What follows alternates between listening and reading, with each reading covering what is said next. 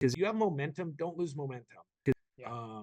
That's what I tell people that are like starting businesses. They'll get really good ideas, but they'll get momentum, and in like 2, 3, 4 weeks, a month will go by. Be like, hey man, what's going on with that? You still like, oh, gosh, no, I haven't done anything with it. It's like momentum is huge. You're listening to Flip Empire, the show committed to helping real estate entrepreneurs who want to build their empire without sacrificing their life. Your success and freedom starts now with your host, Alex Pardo.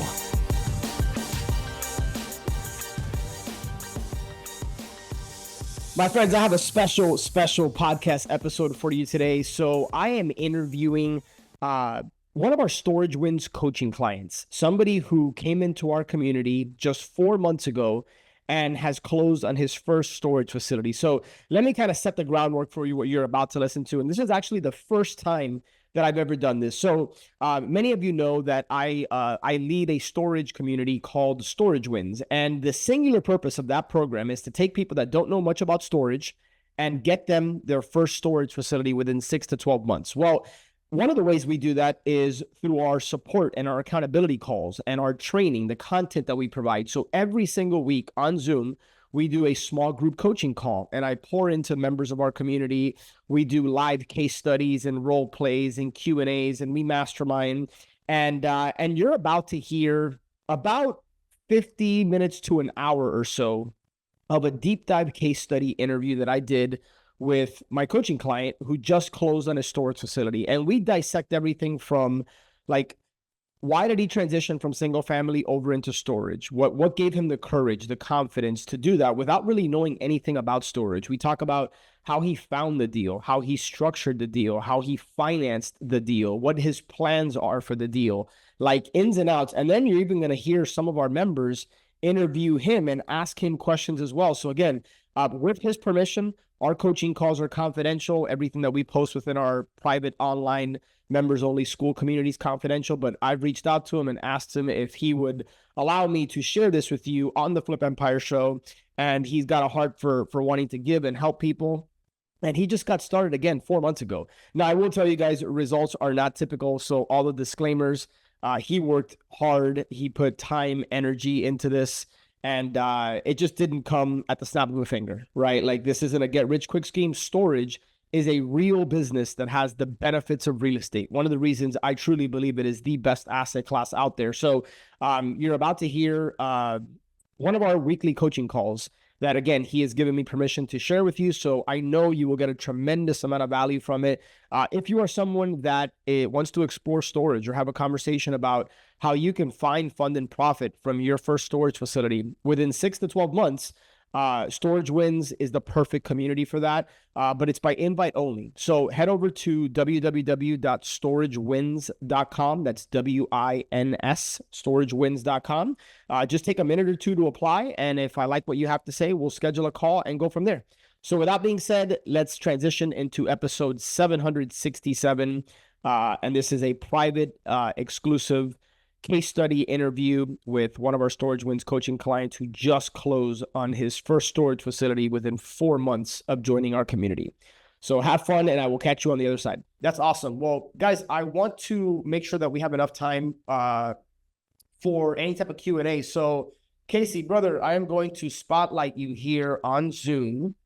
Spotlight. All right, perfect. So I have just spotlit you. Is that a word? But we have had quite a few people reach out and say, hey, when are we going to hear from Casey? I want to hear about this deal. I want to hear about the ins, the outs, the good, the bad, the ugly, everything in between. So, guys, for those of you who might not know, although I'm pretty sure everybody knows, Casey and Savannah closed on their first storage deal. Casey, it's probably been close to a month at this point, right? There's a month. Yep. Yep. So about a month ago, they closed on a storage facility there in Oregon. And I'm going to ask him some very specific questions, kind of hopefully taking us through the process.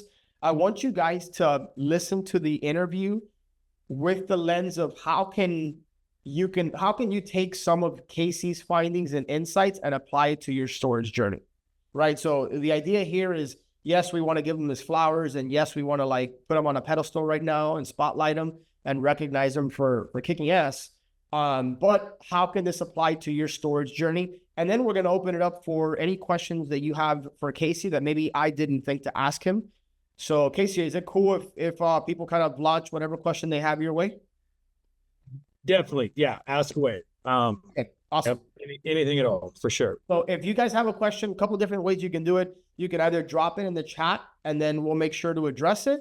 Or if you just want to raise your digital hand, and then we can make this super informal and kind of in and out. It doesn't just have to be me interviewing him. So any questions with regards to the process before we get going here, guys? No? Okay, sweet. Casey, and these are going to be kind of shorter answers, and then we'll kind of get into the meat and potatoes, but sure. Let's kind of start with the beginning. So you and I met at an event back in March or April. I think it was April, right? Yeah, I'm trying to remember. It was, yeah. I think it was mid-April in Oregon. Yeah.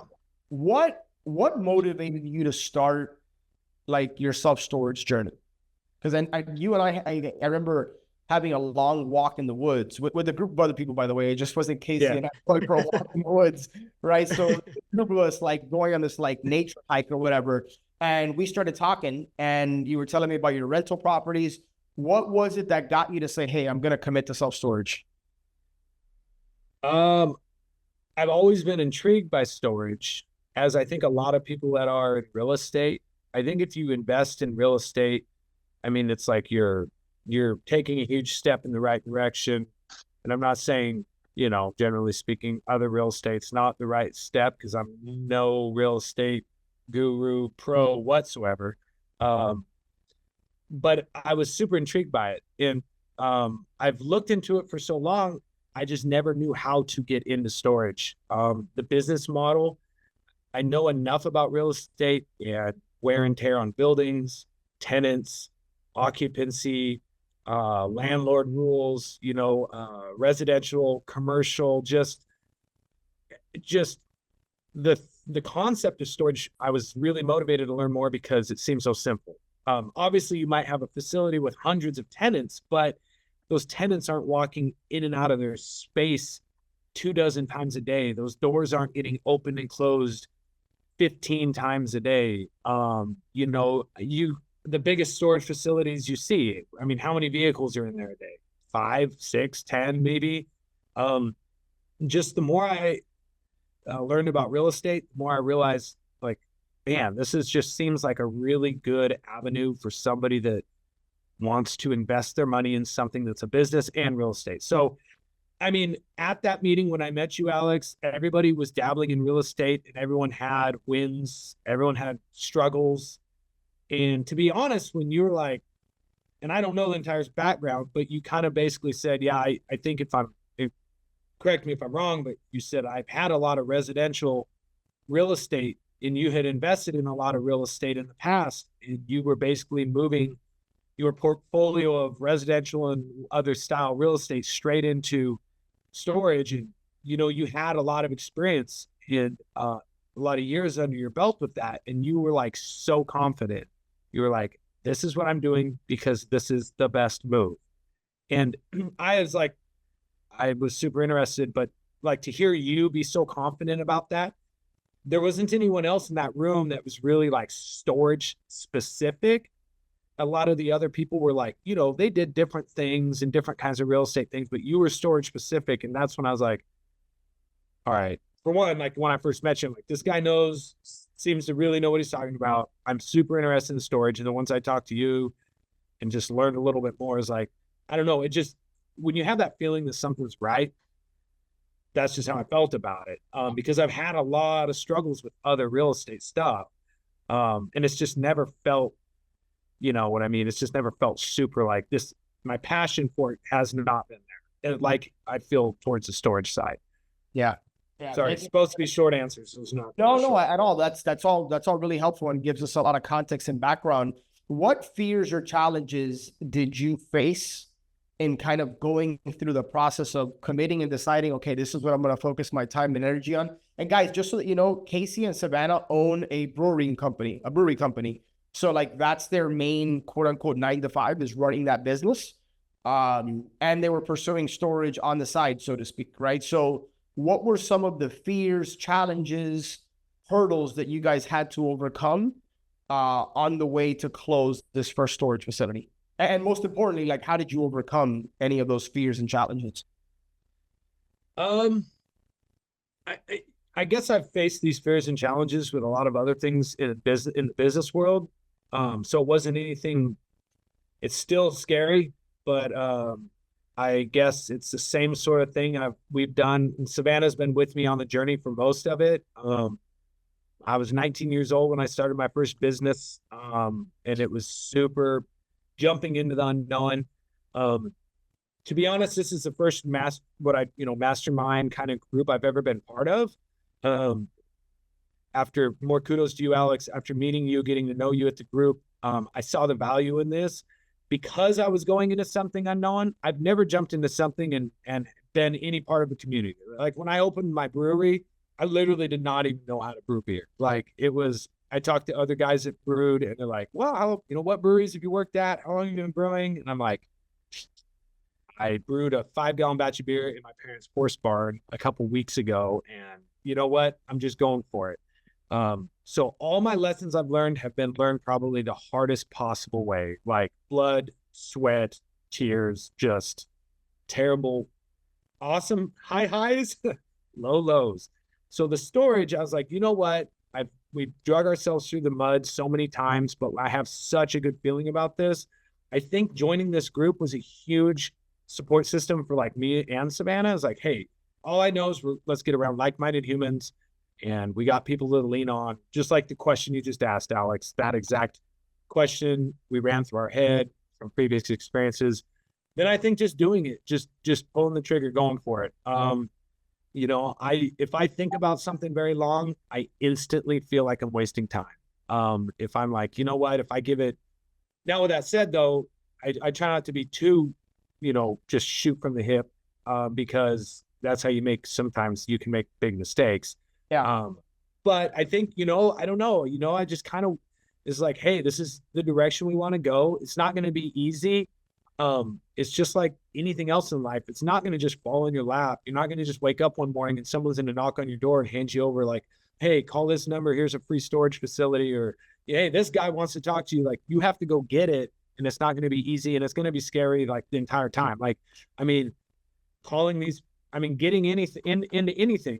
I've always been nervous on any real estate investment I've ever done to a certain degree, because it's always a leap. I'm putting a lot of my financials at risk, my family's well-being at risk to a certain degree, trying to mitigate that risk. As time goes on, I think you just try to balance that, to where, I try to put myself in a position where, like, I always go worst case scenario. I heard a guy give this brief here just a couple days ago about, it's unrelated, but it's military based on where the United States stands right now. And if you go into a scenario, but it's relative to business and this sort of thing, you want to kind of go worst case scenario. And then on that worst case scenario, what if the worst case scenario from the results of that worst case scenario happen? You kind of you don't want to be a negative Nancy, but you don't want to be like, oh, it's going to be good and great, and we're going to just jump into it. Like, you have to have that. And if you go worst case scenario and kind of like a second worst case scenario, and whatever result that lands on, you're like, you know what, we can still make this happen and we can still be successful. Like, we'll still move forward. Yep. It's a go all day long. Green lights, that's what I just dropped in a hammer and go. You know what? All right, we came to that. Let's go. That's insanely valuable. I love the framework of thinking through, hey, what's the worst case scenario here?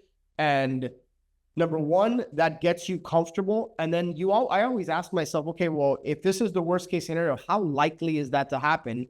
And if it were to happen, what would I do then? How would I pivot? And just thinking through that, I think, can really feed you some confidence. Guys, I put everybody in gallery mode. Just kind of quick show of hands, like informal poll here. How many of you guys, and be honest, please, nobody's judging here. How many of you guys would say, hey, I struggle with analysis paralysis, or maybe I'm one that I tend to overthink things? Hey, any show of hands? So Kate, Dwayne, Mark, the other Mark, Marie. So pretty much everybody, right? So Casey, what would you say, like, what would be your advice for the community, those that maybe admit like, hey, sometimes I tend to like overanalyze, or I tend to overthink things? What would be the advice for them that you would say based on either this experience buying your first storage facility or in previous business ventures? Well, I don't know if I have the credentials to answer this, so take everything I say with a grain of salt, because I really do feel like a lot of times I do jump into things a little too quick.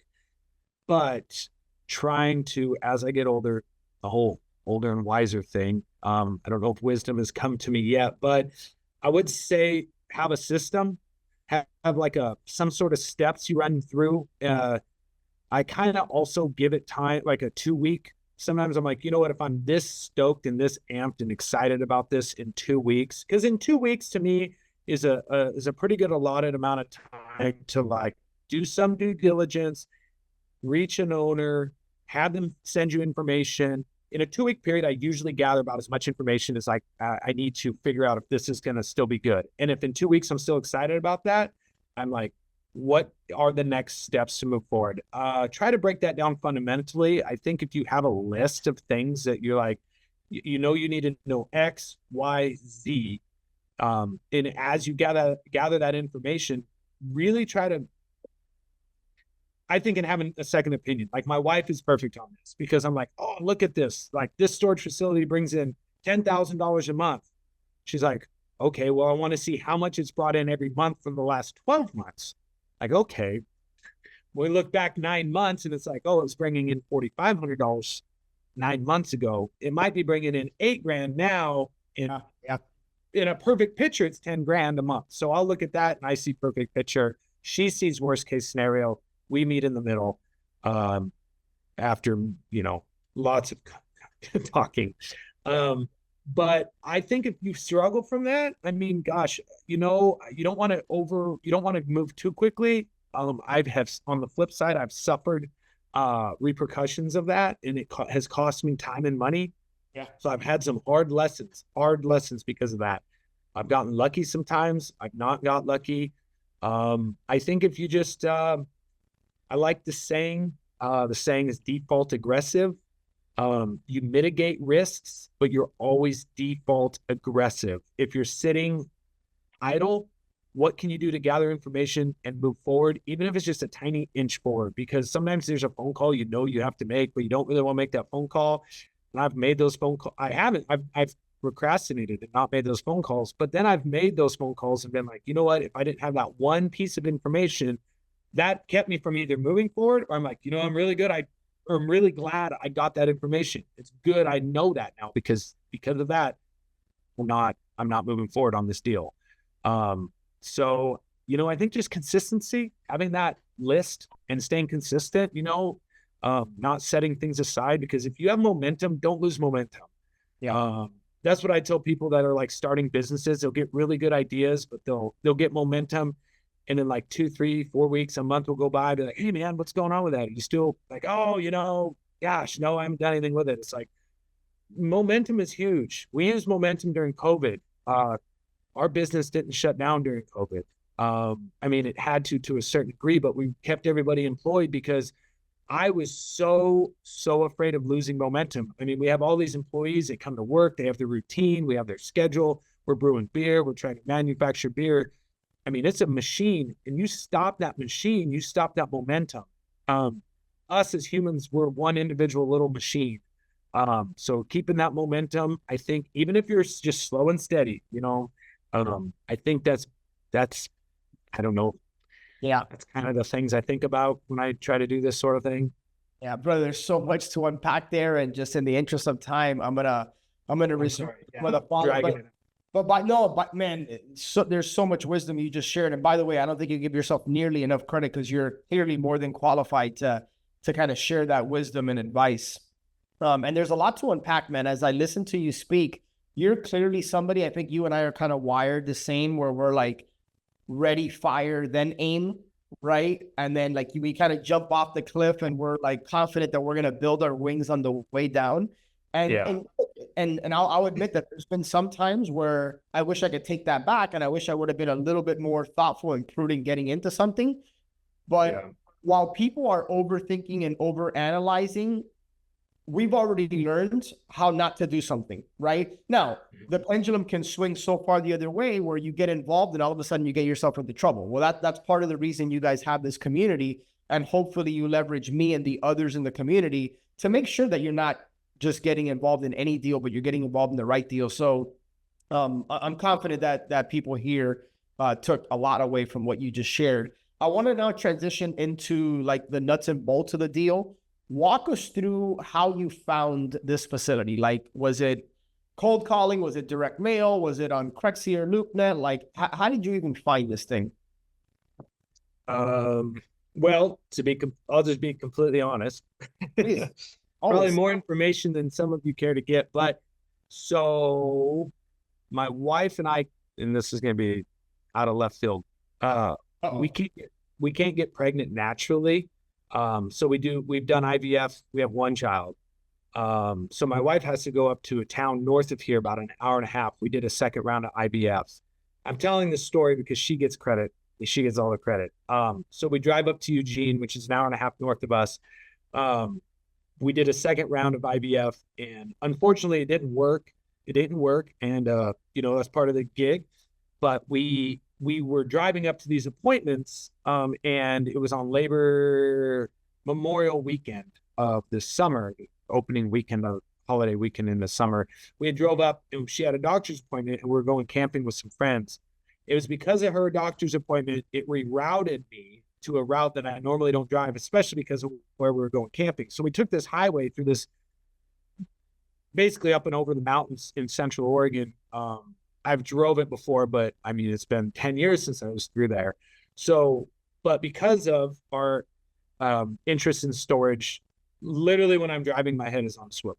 I am just like, I'm looking at, I drive Savannah crazy because, and my friends too, well, I'll be driving and, sometimes guys are like, oh, look at that car, look at that truck. And, sure, I see it, but I'm like, well, you see that storage facility back there? I wonder who owns that, literally we've been doing a lot of hunting and driving across the state of Oregon, which I have found a second facility because of that. That was it. Just driving and I saw it. So anyways, I was driving, I saw it. Do you want me to share? I can share my screen, right, Alex, somehow? Yeah, let me give you let me see your Casey. All right, you're now co-host. So yeah, go for it, man. Gosh, I'm terrible. By the way, while Casey's pulling that up, if you guys, especially if you're looking for storage in a secondary or rural or tertiary market, whatever you guys are driving, if there's a particular route you typically take an alternative route and then always be looking for storage. Like sometimes every year we go to the mountains, whether it's like Asheville or Blue Ridge or wherever, we're always like, I'm driving around, like I've trained my family, like my little girls, every time they see storage, they say, Papi, look, storage, my wife. So tell people that you're with in the car, hey, be on the lookout for storage. And then all I do is I literally snap a picture of the sign with the phone number. That is all I need. With the phone number, that's literally all you need. So yeah, just a little side tip that doesn't take much effort, really.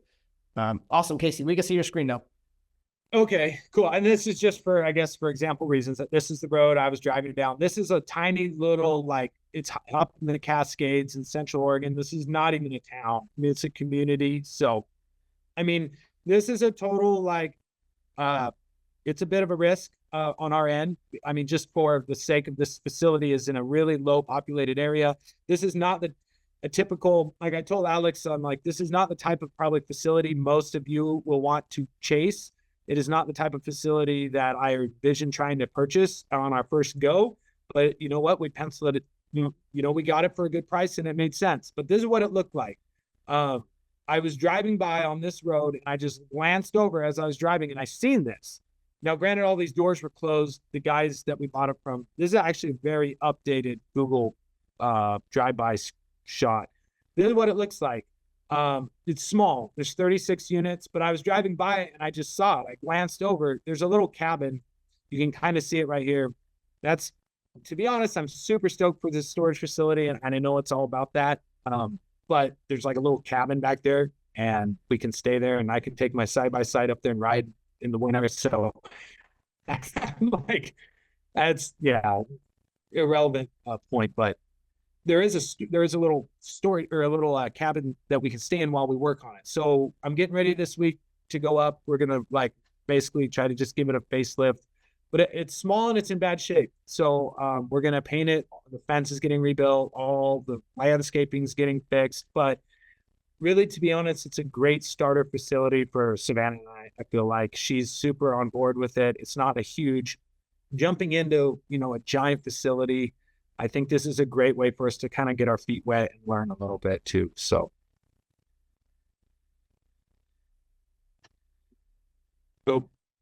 Alex, I think you're muted.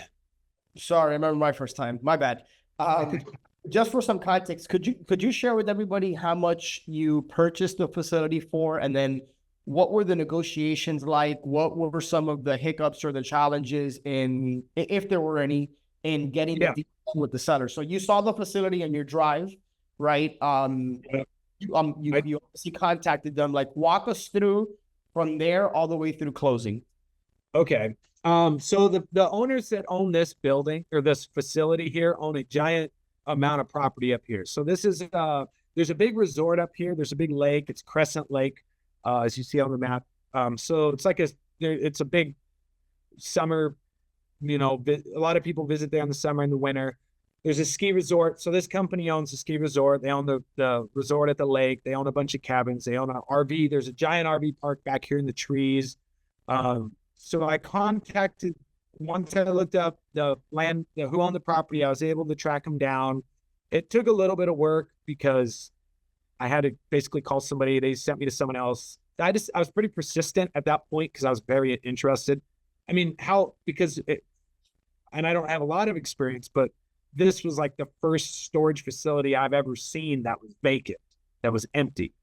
And so I was very, very motivated because I thought, well, hey, you know what? I have the ability and skill set to work on something that needs work. I'd rather buy something cheaper that needs some work that's vacant, try to get it up and going for my first one. So reached out to the company that owned it. They were actually very receptive to the idea of selling it. They got back to me right away. They were really, really great. The guys, I could tell they're a professionally ran company. They're big real estate guys themselves. They do primarily like multifamily or like apartments. They own a lot of that sort of thing in Oregon. So this to them, they're just like, they basically just forgot about it. But yeah, so we made a call. One of the calls, it was a while ago. It was probably, actually it was July 5th or July 6th. We were coming back from a trip. We did a group call and I was able to talk to you guys a little bit. You guys gave me some insight. I ran the number. I just ran the scenario quickly and kind of was like, hey, this is kind of what it is. And I was going to offer them around 300,000 and kind of honestly, after the call and kind of hearing some feedback, we lowered our offer to 200,000. I think it's tax assessed at like 330 or 340, but I mean, you can't even hardly go off that for things. It's, tax assessed value on real estate and the buildings is hard, especially when you're talking to a storage facility. It's an actual business, but the call helped me a lot. We offered them 200,000. The guy that I asked him if they're open to selling it first. I wanted to talk to him on the phone. This whole thing happened over email. So it was a little bit different than like the type of scenario I prefer. I really do not like negotiating through email. That's a personal thing.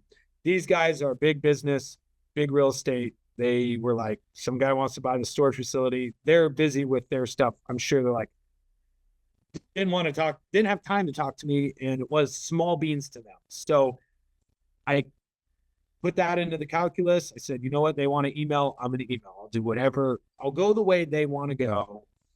I do not like the disconnect email gives, but still, they were very cut and dry. They were very to the point because once I talked to them, I think I left him a message and he emailed me back. And basically his very first email said, yes, we're open to selling it. How much, what's your offer for the property? I mean, it's like straight to the chase. I'm like, okay, well, I said, to be honest, I got to walk the property. I got to go there, put boots on the ground. I want to see it because of the situation. I drove by it, but luckily it's within driving distance. So I drove to it. I said, all due respect, I can't really give you guys an honest offer until I can walk the property. So we went and walked the property after the call with you guys, and it helped a lot because it was like really looking at the property, and you got to be realistic. And I'm, again, going back to what you said, Alex, I'll pull the trigger and like, just be like, oh, all right, we'll figure it out afterwards. Well, walking the property with my wife, having a second set of eyes on it, really, helped. So then we sent them an offer of 200,000, and they're like, yep, we'll take 200,000. And that was probably like the fourth or fifth email. It happened really fast. And to be honest, it was very easy in this case, because I think they just wanted to basically wash their hands of this property that they're doing nothing with. It is in a tough area to get tenants. It's a small populated area. It is growing. It's kind of a vacation town. There's a lot of vacation rentals. I think that will help to some degree though, because people that, want to store their stuff for their winter sports and things like that. So it's a total gamble. It's still, I have a backup plan. If we cannot sell it, or if we cannot rent it, we cannot get it occupied to the occupancy rate we would want, we're still going to give it a facelift. We're going to make it look really good, and we'll put it on the market and sell it. That's our plan B. And if we're stuck with it, we own a cabin that has a bunch of garages for our friends to come park their side-by-sides in and ride in the winter. So that's not what we want, and that's not our intent. But well, the thing is, it sounds like you bought it right. So this is what, about 6,000 to 7,000 square feet of storage, more or less? It's probably between 5 and 6, 39 units. I have the yeah. So like that's the point is that you paid basically like $35, $36 a square foot, right? Like you probably would spend more to build it than you did to buy it, right? Well, that part of our reasoning was like, I mean, it would cost me every bit of probably $300,000 to $400,000 to build this in today's market right now. I know construction pretty well. We just built a small commercial shop. It's not quite like this. It's actually built way cheaper than this. This is all concrete block, but yeah, I mean, if we could buy it, if you can buy something for, gosh, half of what you can build it for, 3/4 of what you can build it for, that I think is a good baseline too, to kind of go off of. Yep. Guys, I have probably 3-4 more questions I want to ask Casey, but I want to open it up in case anybody has any questions about anything that we've covered up to now, or maybe something I haven't asked, or if you guys want to take it in a different direction. Does anybody have any questions? Again, I have 3 or 4 more questions to ask him, but does anybody have anything for Casey? Ask away. I mean, I'm here. Like, if I can give any insight, I mean, I'm still learning myself, but if there's anything that could help, that would be great. Hey, did you have something to add? Because I noticed your face when Casey said that he was going to offer 300 and then he offered 200 and then they accepted it. One takeaway for me is that it's a reminder that you should feel a little awkward and uncomfortable when you make offers. And if you're not, you might be offering too much. So Casey was very close. Like if Casey wasn't on this group call, and by the way, I don't share this to take any credit because Casey did all the work, Casey and Savannah. But if he would have offered 300, guess what? They would have accepted 300, and he got it for 200, and they accepted it on the first shot, which probably means he could have gotten it for even less. Now, he still got it for a very good price, but as I hear Casey's story, it's a reminder even for me, and I've made thousands of offers throughout the years, is that you should feel some type of way when you make an offer. Like, you don't want to like feel like you're insulting them, and like, it's not like Casey made a $100 offer for this facility, but you don't want to like come up with your best foot forward, if that makes sense, when you make an offer. And there might be some different schools of thought as it relates to that. But like for me, you can only go one way when you make an offer. And if you're not, if you try to get the seller to give you their asking price and you just are not able to do that, then you want to start low, or at least start with a very broad range, right? Sometimes I talk to owners that I'll do my quick back of the napkin analysis and I'm like, yeah, this thing's probably worth 1.2, 1.3. Well, and let's say I think I can get it to 1.7, 1.8. Well, I'm not going to come up with a million one offer, right? And start where I need to be. If I can't get a number from them, like I might give them a range of 5 to 850, 5 to 900. It's a very broad, big range, right? So Kate, I kind of went off on a tangent there. Did you have any questions or any takeaways as it relates to either the offer he made or anything else? Well, I was wondering, you mentioned just relative to that it's a tough area. I guess related to the population, like lower population, and I'm just curious, like what the median household income was, and then kind of what your decision was related to, like how you decided that this was, worth doing relative to that. Yeah. I think the price point was huge. Because it's zoned commercially. It's on Highway 58, which is a popular highway. It is next to some other commercial kind of semi-commercial. I mean, it is commercial real estate, but it's these guys here. The property is getting fixed up. This area is kind of up and coming. I factored that in. There's a lot of vacation rentals, a lot of new houses being built that are vacation rentals. So I know that there's people up there with money. I did look up the average household income, and I can't remember. It was higher than I thought. I had that information. I did factor that in, and I just remember that number being a little higher than I anticipated. So that was a little bit of reassurance. I think again, kind of just going through breaking it down. The price point was the biggest factor for me. I felt confident what other units and facilities I've seen on the market and the prices they are at. There's a couple other facilities that are nearby here, closer to Bend, which Bend, Oregon is very storage saturated, and surrounding areas are. There's been a lot of new facilities being built, but like there's a facility that was maybe a little bit bigger than this, for sale in La Pine, which was it's the next closest town to here. Yeah, I can't remember exactly how many units it had. It wasn't as well built as this. It wasn't concrete block. I mean, it was still great. It was new, it was metal and everything, but they literally were asking $1 million for it. And I called the guy. I talked to him about this facility like a year ago, and he just said, he's like, yeah, he knows he'll eventually sell it for close to that, because of the prices are just kind of crazy. And I was comparing that to this, going, well, if he thinks he can get $1 million, even if he gets 700,000, 600,000, that's still 3 times what I'm buying this for. So that's basically that's when my green light went on, and I went, yep, I'm going to move forward with this at $200,000. It's like, I kind of just had that feeling like, even if I have trouble getting it occupied, even if I'm at 50% occupancy, which is not the goal, I'm still $2,000 a month or something like that. So, that was it. Having the cabin on it, the little cabin, my wife got super excited about that because she's like, oh, we got a spot we can come stay. She even wants to fix it up and maybe rent it out as a little Airbnb thing. So she's pumped on that. That's totally not something we want to get sidetracked with, but that did factor in. I think it'll be a good challenge. I'm up for the challenge. Again, I'm from a small community that's actually similar to this. And I know, and there's one family that has a storage facility in the community I grew up in. I drove by it my entire life, never thought anything about it until literally a few years ago. They put it on the market for $900,000, and they instantly pull it off. They got like nervous. They pull it off. They're a retired couple. They make good money. And it's the most comparable. If you're comparing apples to apples, the community I grew up in, I mean, gosh, it was, I don't know, 2,000, 3,000 people. Like, and I'm talking rural, like in a huge area. It is directly comparable to this. She's 100% full. She has people calling her all the time.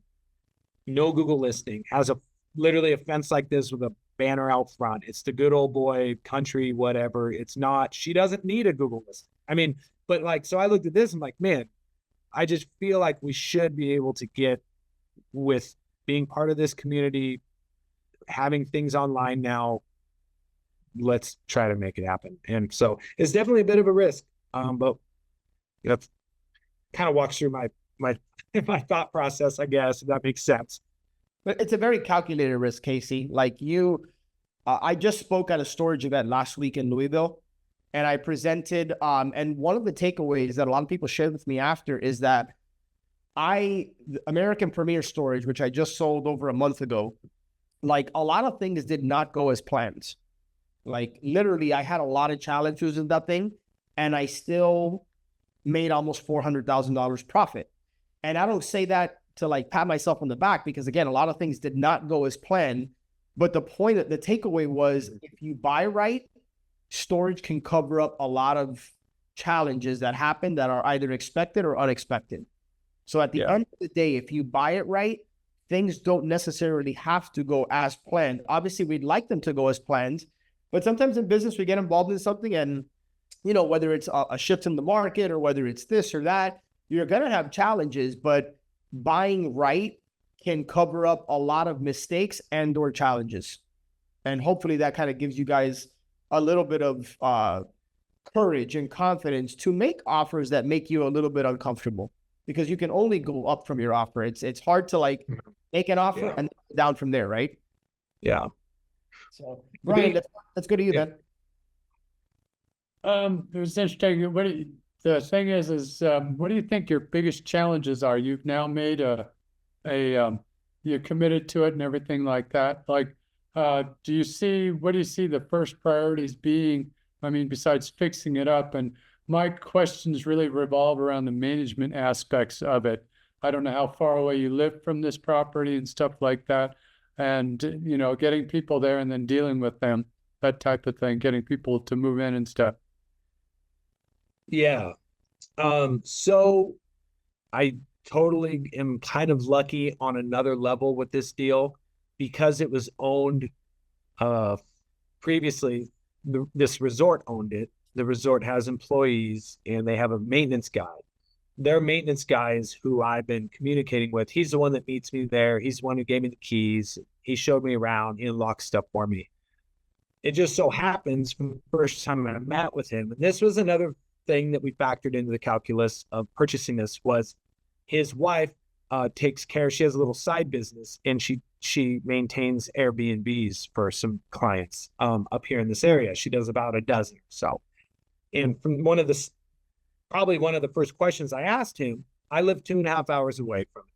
So if there's a problem with a door, or someone's lock breaks, or someone needs a lock, or someone needs in, or someone needs out, you know, there's a million things that could happen.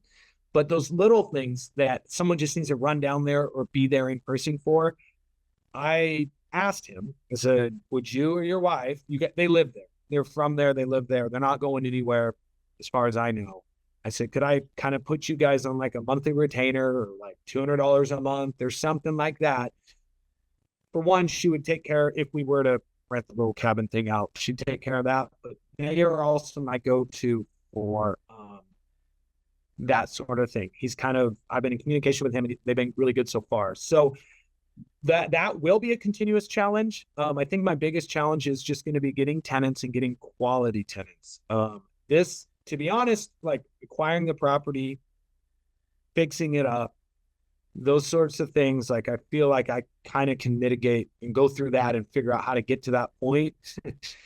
To be honest, I feel like here in about a month after we get it set up, I'm going to come to the group and be like, all right, that's where I'm going to struggle, because that's when it goes from real estate to business. And it goes from being a handyman working on a building to being a storage owner, managing storage. I've never done that before. I've never done this. So that's when I'm probably going to come to the group and be like, hey guys, like, what do you think? Like online management, I want to do. The nice thing about being zero occupants is I could start everyone off on the right foot, or however we want to manage it. It's going to be easier. It's going to be harder because it will take me longer because I'm starting from zero. But one thing that does excite me about not having any tenants is if I do online management or like ACH payments or auto payments or anything like that, I want to start out doing it the right way with the very first tenant. I do not want to get 10 people in there and they go, okay, now we got to switch on how you pay us, or because looking at other, facilities where they have maybe an on-site manager, they have personal relationships with their tenants and the people in there. They're like, oh, well, Bill, he's always late, but I always call him and he's got to give me a check. And I want to try to avoid all of that. So at least having your guys' knowledge, some of that, I know that's going to be challenging. Marketing it, advertising it. That's my biggest challenge. I think getting people in, getting quality people in, because I don't want, it is a rough area. And I know what kind of people could, come in, dump their stuff, pay me 1 month, and I'll have a storage facility full or storage unit full of stuff that, they will pay on, because I don't want to have to do, the clean outs and the auctions and things like that. But I think that is, from what I see, that will definitely be, that's the part is the most unknown for me. So I foresee that being the challenging part for me. Yeah.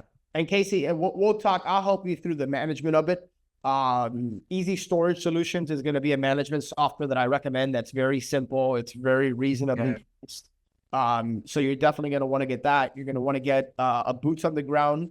Again, to your point, one of the benefits of having 0% occupancy is that you don't necessarily need to have all those things at this very moment, but those are the things coming in your very near future. Correct. Yep. All right, this is some questions. Dwayne and then Dan. All right, I got a few questions, so I'm just gonna fire away and then you answer them as it is. Like, what do you see as like your avatar, like your ideal tenants? Is it more gonna be residential, more of the seasonal tenants, more commercial tenants? Like, what do you think your ideal tenants are gonna be? Because I heard you say several times in that area is gonna be a little bit of a difficult and a challenge. And also, how are you gonna overcome those challenges? What type of marketing play do you have in mind to basically get going? How much are you going to be investing in CapEx? What type of CapEx are you thinking about doing in there? Obviously, I know you mentioned new fence, paint. Are you going to be doing anything else? How much are you going to be spending? Curious to know a little bit about the competition in that particular area. And also curious, how did you buy it? Did you finance it? Did you just pay for it cash? Did you do seller financing, anything of that? And then basically your timeline to kind of get this all up and running. Sorry, I know it's a bunch of questions, but answer it. Those are good questions. You might have to remind me of a couple of them. I'll try to go off memory here. I was making some notes, but I missed some. So just let me know. As far as like my perfect, what I would picture as like a good tenant in my mind would be the people that own vacation cabins up there that need a spot literally to store. It's a big snowmobiling area, big winter sports area. The units are perfect for snowmobiles. A lot of people, just like jet skis, they sit in their garage 9 months out of the year. I want to fill every one of those units with snowmobiles that people come in and use for 2-3 months out of the year. And the rest of the time they just sit there safe, sound. They're not opening the door 100 times a day. That would be my perfect tenant. Awesome. I imagine that being a certain percentage. I don't foresee me being able to get 100% of that. There's going to be people that are coming and going, moving, living there temporarily. Your typical, like, just need a spot to store their household goods. Commercial wise, I do not think I'll get any commercial tenants. There are contractors building homes up there. I know there's happens to be another facility we're looking at that's in a very rural area as well. And in Eastern Oregon, they're putting a lot of solar panels up. So there's like a big push for solar right now on the eastern side of the state of Oregon. They got a lot of funding for that. So there are she is renting units out to some of these storage contractors, to these contractor developers, solar contractors, which is a short, I don't know, they've been there for 2 or 3 years. So that's kind of, I could probably get a little bit of that marketing wise. Yeah, I need to get, I definitely need some assistance with that. I mean, I only know what I know from like marketing a brewery. So I'm just going to like Google, I don't know if I really need or want a website, but like Trevor or Alex, you said this easy storage solutions. And take a look at the chat. I just listed like 7 things you can do from a marketing perspective. So you might want to copy paste that. In fact, for all of you, these are things that you're going to want to implement once you find your facility. But the basics are like, you want really, really good signage. The good thing for you, Casey, is that it looks like you're on a main road. So signage is really helpful for you. Do not underestimate, guys, the importance of a Google My Business listing, right? So Google My Business listing, I leverage a vendor called Storage Reach, which basically solicits Google reviews from our existing customers. So like with Amelia, we went from, we must have gotten like a 400% increase in reviews just by using their service. and it's like $50 a month or something that we pay. So Google reviews are super important, as you guys know. We do pay-per-click marketing. You can advertise for free on Facebook Marketplace. Any type of grassroots marketing, whether it's flyers, direct mail, partnering with local businesses. Casey, if that were my facility, I would be establishing relationships with, it seems like that's a vacation spot. So anybody that provides any type of vacation, whether it's like they rent snowmobiles or they're a big Airbnb host or anything like that, I would be looking to see how you guys could establish some sort of joint venture relationship, right? Maybe you get them a big discount on a personal unit for them to store their snowmobiles in exchange for X. Like, you can get very creative with this, but like from a marketing perspective, those are just some of the things that you want to be thinking about. Yeah, that's awesome. No, I'm open to suggestions with that. Yeah, I'm marketing a product that I've never owned before, so it's all new. But that's a good, yeah, I like that, Alex. There is a couple of places, just you tell me that, I'm thinking about some businesses down here that, yeah, that's a good idea. But by the way, one thing that I do, and you guys might think, why would they do that, is partner with other storage facilities. So we have built relationships with other storage owner operators in Amelia Island, and some of them are full, and we'll pay them, $20-$25 for a referral if they're full. So if they have customers that call and say, hey, I need a 10 by 10, and they're all full, they don't have any vacancy, they'll give them our phone number, and those are free leads that we get. Now, obviously, when we get that tenant, we'll pay them. So don't think that, hey, that's the competitor, so I'm not going to collaborate with them, because we've actually gotten tenants, or I should say customers, from partnering with other local storage facilities. That's a good point. Yeah, that's a good way to look at it for sure. Yeah. Dwayne, does that answer did you have any questions that went unanswered, or? Yeah, I didn't answer them all, I don't think. As far as your capital improvements, so what's your game plan there? Yeah, luckily it doesn't need a lot, but I'm probably looking at, not a ton. Landscaping, the fences will be a big one, but I think I anticipated $20,000 to $30,000 because I'll be doing most of the work myself. I do have a fence contractor that's going to help me. I have the equipment, so I'm going to be going up this week. Other than that, it's basically the fence, landscaping, and painting the building, but I'll probably, within like $20,000, probably be able to fix it up. I'm funding this from the sale of a residential home. So the timing worked good. I had a rental house that I sold that we intended to keep, but after talking with Alex at the camp that we were at, that's when we decided to put the house for sale. So we could have paid this in full. You had asked about financing and how we finance the property.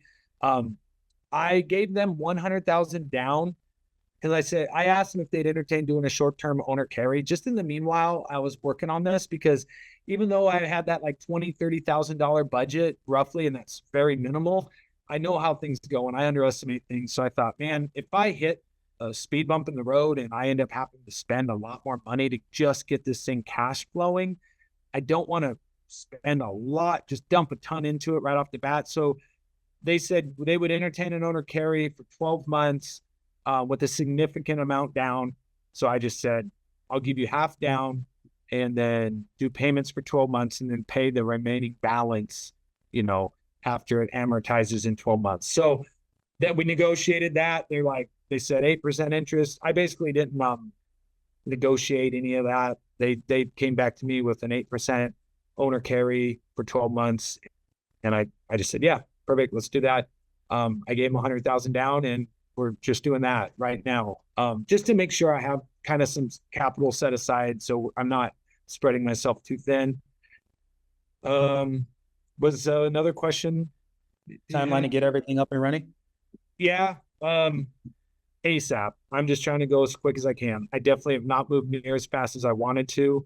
I had some personal trips planned last month and this month. These are like the two worst months out of the year for me to have a project like this. I had tried to close this thing in the middle of summer. The company was busy. So even though it went like, as far as like negotiating went really well, it took us a while to get closed.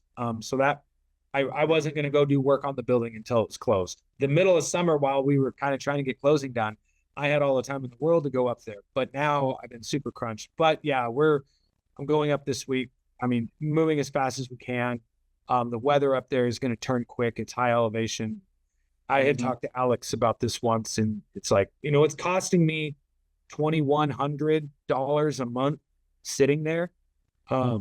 That's a significant amount of money to pay a month and have zero income. So I am definitely like financially motivated to get it going as quick as possible. Not just that, Casey, but obviously the opportunity cost of getting it leased up, generating revenue, etc.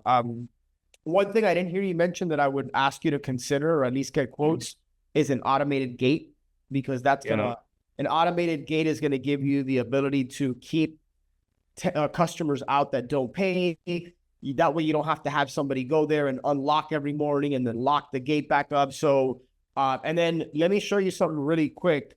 What a difference painting the walls and the doors of the facility. If you can paint the doors a different color. Let me show you something really quick here, because we just got done with this project we had been working on. So, can you guys see my screen? Yeah. Okay. Take a look at Amelia Personal Storage when we bought it. Like super run down, like just beat up. It looked terrible. So this is the facility when we bought it, right? Take a look at that. I mean, it looked terrible. It looked like it had been there like 80 years. Look at it now. Oh yeah. Like massive difference. Now granted, we did brand new siding. We painted all the doors, the same doors. We just painted them orange. So like, don't underestimate what a fresh coat of paint can do to a facility as far as like giving it a complete makeover. Yeah. And then I'm going to kick it over to Dan. This is when I talk about Google My Business, this is a Google My Business listing right here. So we have claimed this as our Google My Business. So it's got our reviews, it's got our website, it's got our address, our hours of operation, etc. You'd be surprised how many storage facilities don't even have a Google My Business.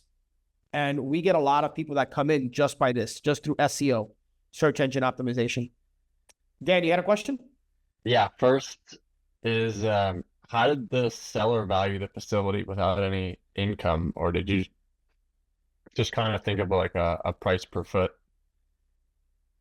number Yeah. to get a starting point? Yeah, he was very upfront. He said, I have no previous, financial history with anything to go off of. He basically fed me zero. Other than that, he sent me a list of the size of the units, how many square feet they were, and that was it. So he didn't give me any evaluation. I tried to get him to send me a number of some sort after a couple emails, and that was when he was just like, you know what? Tell me what you think it's worth. And at that point, I didn't push it any farther. I just said, okay, I'll do some homework and come up with that. Since I didn't have the value, I couldn't factor in income from the facility. I basically looked at it as is. So, which fell in my favor, because obviously when you're buying a storage facility and you have $1 million piece of property, say literally that piece of property is worth $1 million. And then that business on top of it is bringing in another $1 million a year. Okay, now that property is potentially that is a piece of real estate and a business. So it's worth more money. For me, is buying power, I could eliminate that whole factor, because sure, I might be able to bring in $4,000 or $5,000 a month, but right now it's bringing in $0. So $0 a month is $0 a month. So I didn't even factor in that. I just went, what does this building? I basically said, what would it cost me to build this building? What would it cost me to buy this real estate? What is the bare land worth? And what would it cost me to build it as it is right now? And I landed in that $400,000 to $500,000 range. If I was to buy that piece of property on the side of that road and build that building, it would cost me every bit of $500,000 to do it. I just looked at another piece of property that I kind of backed out of to build, because it still penciled out, but it would have cost me $600,000 to build a facility. And that's cheap. I mean, that's like me partnering with a friend that's a contractor. We have our literally dump trucks, excavators. We build our own fence. I mean, you're talking, we erect the building. We basically also have access to pave the friggin' parking lot. I mean, we can do it as cheap as humanly possible. And I still was like, man, cost of building is so expensive. So that's when I went, if it's going to cost me $400,000, $500,000, like Alex said, I want to be excited about it. I want to be pumped on the deal. I want to get it, so I took the cost of construction and basically cut it in half. I said, I want to offer that, I'm going to start at 50% of what it would cost me to build it. Makes sense. Does it have units that are ready to rent right now, or Yes, they all, unfortunately, the only downside to it being vacant is some of the doors got left open. And it's in an area that gets a lot of snow. So there's like interior mold on the sheetrock. I think I can fix a lot of it with being painted, and then the outside needs painted, just like Alex just showed. I mean, that's exactly what I want to do, something like that. I want it to look like that. Really, I want it to look like that before I even try to get a tenant. I don't want to try to bring anyone in until it's like, it looks good. I want to be, I guess I don't want to rush it. I want it, even though I want to get tenants, but that $100 a month or two, whatever, isn't going to make a difference if I just wait another 2 months and make sure it's like good to go and looks good. So no, none of them are ready to rent. Every one of them has a light in it, which I didn't realize, but everyone has a light, so they are lit. So that's good and bad. So that I'm still trying to figure out if I want to leave the lights or not. I know it's a convenient thing and it's nice, but I don't want lights to be left on. More to maintenance. I see you shaking your head. No, Alex. I probably would not do that. No, yeah. Okay. Yeah. Yeah, that's going to be more cost. And the truth of the matter is that amenity of having a light is not going to make oh, okay, I'm going to store my stuff here because there's a light bulb in my unit. You know what I mean? It's just going to cost you more money than it's going to prove to be worth, in my opinion. Yeah. Now, want really good lighting on the exterior of the facility. That's super, super important. But lighting inside the unit, I wouldn't recommend that. Yeah. By the way, before we go to Dwayne, guys, I want to be respectful of your time. I got about another 10 minutes where I can hang out with you guys, so I'm good. But if you have to wrap, I get it. This is still being recorded. But just want to be respectful of everyone's time. So, Dwayne, what do you got, man? I just want to say word of advice. I've always heard that you can't get rich doing $10 an hour work, and that once you like stepping over dollars and save pennies. I heard you say a lot of stuff you can do yourself, which is great, but you're also 2.5 hours away with $2,100 a month holding costs, not including any holding costs like your insurance, your taxes, things of that nature, right? So your true costs are probably around around $3,000 a month. You can pay somebody $4,000 to knock something out in 48 hours, 3 days. It may be worth it. I get it. You can do it yourself and save it, but maybe spending more money in the long run, and just understanding a little about construction. Although I'm in South Florida, we don't have to deal with it. In your area, you can only do outside construction for limited time of the year, and you're getting closer to that time period. So don't lose out on good days to actually do some of your construction, because you may be able to get to it in a month or two from now. That's just my advice to you. You're right. Yeah, that's good. Also, I'm just curious, what is your projected income revenue from this? What are you thinking about getting? I wish I had my notes on all of this. Is there a lot of competition in your area? Not a lot. The closest town is about 15 miles away, and they have one facility, I think. The closest facility, Casey, when you and I looked at this thing, I want to say the closest facility was 15 miles away. Yeah. So it's essentially the only gig in this area. So there's not a lot of competition. My one marketing thing I had was to try to pull from people because the hard part, like I said, there's not a lot of people in this area, is if I can get people to come from some of those outlying areas. I was just totally random marketing thing that's going to be like drive 15 miles and save 15%, something like that. I don't know, because I think I can get people to come from out of the area if I'm just a little bit cheaper. Now, I don't want to, undersell it. I don't want to lower my price if I don't have to, but I do think also my cost of operation will be a lot less than a brand new facility that's, 15 miles down the road. So Ballpark. But yeah, You think it's going to be able to bring in ballpark? I was trying to do, gosh, I had it all written out. It's ballpark. You don't have to. I mean, I'm sure I you think it was around 4,500 a month. I think it was around 4,500 a month, maybe closer to 5 or 52, but something right around there, I think. Okay. All right. So end of the day, you probably get about a 10, 11% return. Is that what you got, I did? Something like that. I don't know. That's- I should know better. That's, I mean, I'm so like, I'm like, I bought it. I got to make the best of it now. So we're working. I'm already past like, I would actually expect more than that, because just quick math, the way that I'm looking at this is like, let's say Casey can get this thing. Let's say the potential gross revenue of this facility is, just for simple math, let's call it $5,000 a month, right? Okay. Potential gross revenue. I'm going to back out 15% in vacancy, because I'm never going to assume I'm going to be at 100% occupancy. So I'm going to multiply that $5,000 times 85% to get 4,250. I'm going to multiply by 12 to annualize it. So if we're right on these numbers, Casey at 85% occupancy would generate $51,000 in revenue. I saw Dan put in a question about operating expense ratio. It's a very small facility, so I'm going to assume that he's going to be on the upper end of the operating expense ratio, 40%. So I'm going to multiply that 51,000 times 60% to get my NOI. So it's just over 30 grand in NOI. Okay. And he bought it cash. So once he gets leased up, if you take that 30 grand divided by his 200, right, he's at a 15% cash on cash. Now, I realize that he may or may not get to 85% occupancy by the end of year one, which is why Casey, to Dwayne's point, and guys, Dwayne has an insane amount of knowledge when it comes to not just real estate in general, but like general contracting, like rehabs, all that kind of stuff. So when he speaks about that stuff, definitely listen. But to Dwayne's point, Casey, it's going to be really, really important for you to get this project up to speed as quickly as possible, because you want to start renting these things as quick. If you can get to 85% occupancy within 12 months, well, you got 11 months now. Dude, you're looking at a pretty healthy cash on cash return. Yeah.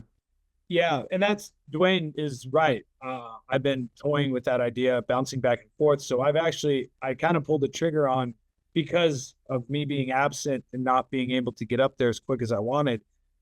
The downside is the location. Casey froze on us. Froze, yeah. Are you there? Yeah, I'm sure Casey's he'll probably pop back on here any second now. Brian, you had a question for Casey? I may or may not be able to answer it if we can't get him unfrozen here. Oh, man, mute is getting everybody today. What is going on? Okay, there we go. Thank you. Did he 1031 when he sold the house? Did he 1031 into this? That's a question. I don't think he did, no. Okay, because I always recommend doing that because of the tax advantages. And that's another, and I'm sure, Dwayne, I want to follow up on what you said, because I agree with you 100%. He can't write his time off. He can't write the time he goes up there. He can write off if he hires somebody to do something there. And so I always balance that with what I'm doing is, well, what's the cost? Am I going to be able to write anything off out of this? Or is it going to cost me more, my time and everything like that? And he already has a connection up there with somebody that probably, if he's a maintenance person, can already do a bunch of this stuff for him. And then he's got a good connection. He can write that stuff off with that person. Right. So those are the three things. Even if he spends $10,000 more today and it saves him 3 months, he is essentially broke even. He basically got his money back. Yeah. That's what I want him to see. But yeah, by the time he heads into November, December, it's going to be harder to. Oh yeah. Do some of that. I live at 8,600 feet. Winter is upon us. We had our first freeze the other day. So, doing something basic like trying to paint that, you're not going to be able to paint it next month. So. Oh, that's right. I mean, I was out there today painting my deck because that's it. Yeah, no, Dwayne, I'm glad you brought that up. I'm going to work with him on that because I 1,000% agree. It's just the little money he's going to save driving back and forth. It's just not worth it.